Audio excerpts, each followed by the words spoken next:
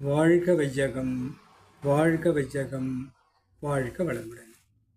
குரு வாழ்க, குருவே துணை. அருள்நிதி பேராசிரியர் அன்பழகன் திருவண்ணாமலை. அனைத்து அன்புள்ளங்களுக்கும் வாழ்க வளமுடன். குருவின் நினைவில் நின்று குருவினது ஒரு கவியை நாம் சிந்திக்கலாம். குரு அவர்கள் இக்கவியில் காந்தம் பற்றி நமக்கு கூறுகிறார்கள். இருப்பு நிலை இறைவெளியாய் ஈர்ப்பு ஆற்றலாகும். இயங்கும் அதன் முன்பகுதி எதிர்த்து தள்ளும் ஆற்றலாக மாறும். கருப்பொருளாம் இவ்விரண்டும் காந்தம் என்று ஆட்சி காணுகின்றோம் பேரியக்க களத்தில் உயிர் வகையில். திருப்பொருளாய் இயங்கும் மனம் தேர்ந்து இறை உணர தெய்வம் ஈர்ப்பு அறிவாயும் அதன் விரிவே அலையாயும் விருப்பு வெறுப்பு இன்பம் துன்பம் உணரும் மனம் தேர்வோம். வேண்டல் வளம் கண்டு வினை விளைவறிந்து வாழ்வோம். வாழ்க வளமுடன். இருப்பு நிலையாக இறைவன் இருந்து கொண்டிருக்கிறான். அந்த இருப்பு ஆற்றல்தான் கொள்ளும் ஆற்றலாக அனைத்தையும் தன்னுள்ளும் ஊடுருவச் செய்கிறது. தானும் அனைத்து பொருள்களின் ஊடுருவதாக இறையாற்றல் இருக்கிறது என்பதை கூறி, இயங்கும் அதன் முன்பகுதி இயக்கத்திற்கு வந்த அந்த இறையாற்றல் எதிர்த்து தள்ளும் ஆற்றலாக நாம் இயங்கிக் கொண்டு அனைத்தையும் சூழ்ந்தழுத்திக் கொண்டு தள்ளும் ஆற்றலாக இருப்பதையும் நாம் உணரலாம். ஆக கருப்பொருளாம் இவ்விரண்டும் காந்தம் என்றாட்சி.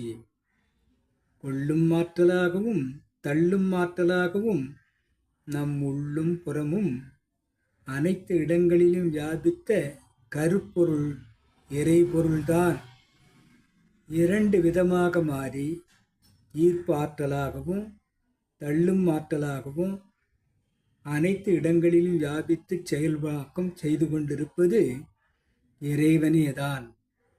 காணுகின்றோம்.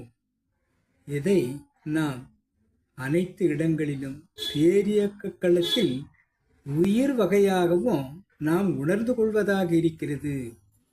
திருப்பொருளாய் இயங்கும் மனம் தேர்ந்து இறை உணர புறத்தோற்றங்களை ரசிப்பதும் துய்ப்பதும் மட்டும் அல்ல, அகத்தோற்றமாக நம்மை மாற்றி அகத்தவத்தில் ஆழ்ந்து செல்லும்போது இக்காந்தமே தெளிவு பெறும்போது திருப்பொருளாய் அனைத்துக்கும் ஆதி பொருளாக இருக்கக்கூடிய அனைத்துக்கும் மூலப்பொருளாக இருக்கக்கூடிய அந்த இறை தெய்வத்தை அந்த இறை உணர மனம் ஒருமுனையாகவும் மறுமுனையாக இறைவனும் இருக்கிறான் என்பதை உணர்ந்து கொள்ள மனதை முதலில் துண்டுபட்ட இயக்கமாக இருக்கக்கூடிய உயிரில் அந்த இறை செயலில் நாம் நினைவை கூறும்போது அறிவில் பயணித்து அகம் நோக்கி பயணித்து அறிவில் பயணித்து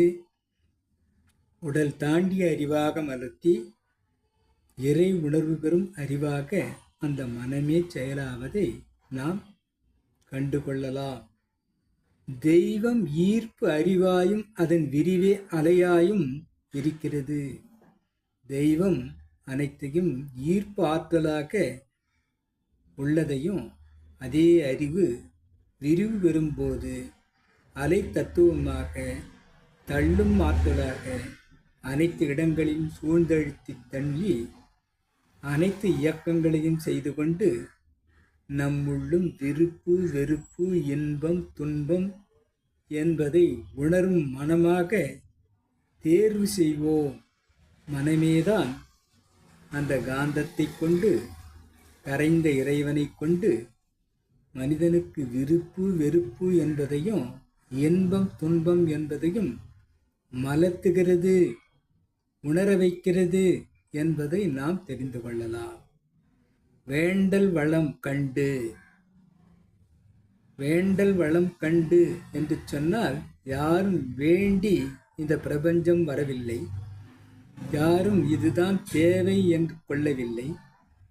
இயற்கையிலேயே அனைத்தும் இருக்கிறது.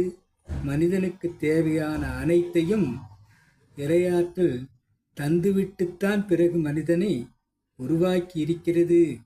அதை துய்ப்பதற்கும் ரசிப்பதற்கும் இறைவன் எடுத்த வடிவமே மனிதன் என்பதாக அனைத்து உயிராகவும் தோன்றி மனிதனாக வந்திருக்கிறான்.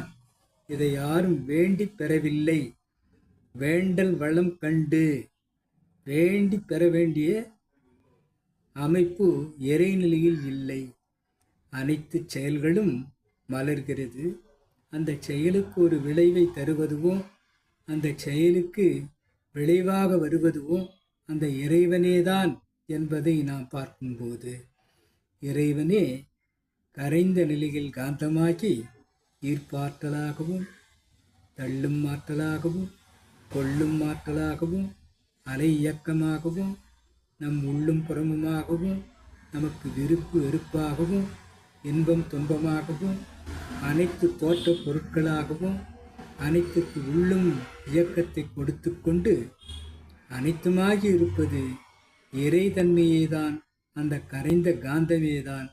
அதை நம் மனதில் கொண்டுதான் அனைத்தையும் உணர்கிறோம் என்பதை கூறும் இக்கவியை இன்றைக்கு நாம் சிந்திக்கலாம். கவிதந்த குருவிற்கும் என்னுள் இவ்விளக்கத்தை ஏற்படுத்திய இறைநிலைக்கும் எதுகாரும் செய்யும்படுத்த அனைத்து அன்பு உள்ளங்களுக்கும் நன்றி நன்றி நன்றி. வாழ்க வளமுடன் என வாழ்த்தி நிறைவு செய்கிறேன். வாழ்க வளமுடன்.